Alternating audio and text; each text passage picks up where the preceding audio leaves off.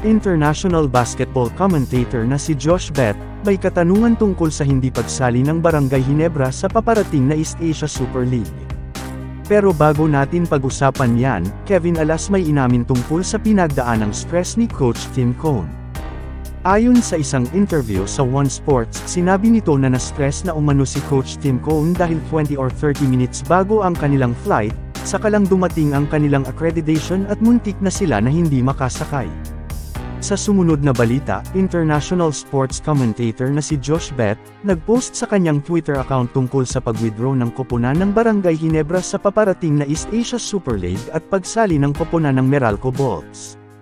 Ayon pa sa kanyang post, dahil umano sa hindi pagsali ng koponan ng Barangay Ginebra, ang EASL ba umano ay nawala ng isa sa malaki at pinakasinusuportahang koponan sa East Asia. Kayo mga idol, agree ba kayo na isa sa pinakasinusuportahang koponan ang Barangay Ginebra sa East Asia? Please comment down below at pupusuan natin yan.